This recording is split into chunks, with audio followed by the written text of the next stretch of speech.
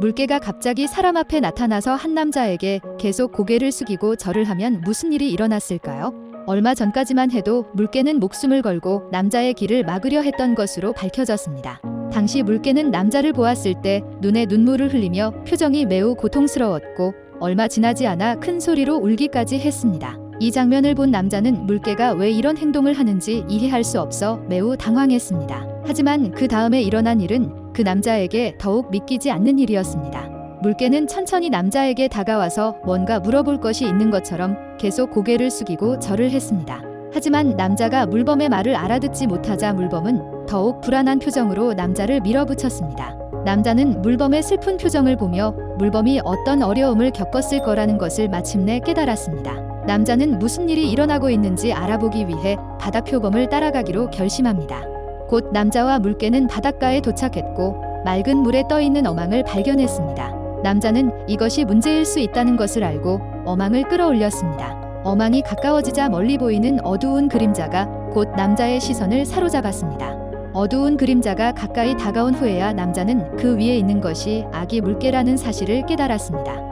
어망은 물개를 단단히 묶어 전혀 움직일 수 없게 만들었습니다.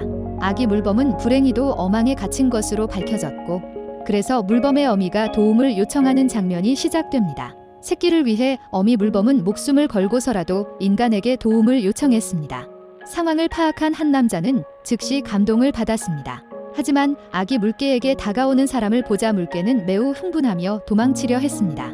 하지만 이 남성은 포기하지 않고 조심스럽게 물범을 옆으로 끌어당기고 칼을 꺼내 새끼 물범이 어망에서 벗어날 수 있도록 도와주었습니다. 이때 물개도 그 남자가 실제로 아기가 없다는 것을 알고 한동안 고군분투한 끝에 기적적으로 같은 장소에서 조용히 남자에게 협조했습니다. 하지만 어망의 복잡한 구조 때문에 구조 작업은 훨씬 더 어려워졌습니다. 아마도 어린 물범이 너무 격렬하게 몸부림쳤기 때문인지 어망이 물범의 온몸을 완전히 덮어버렸기 때문일 것입니다.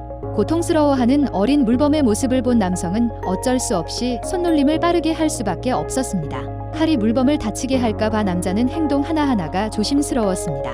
결국 30분이 넘는 남성들의 노력 끝에 아기 물범은 마침내 어망에서 풀려나 덫에서 빠져나올 수 있었습니다.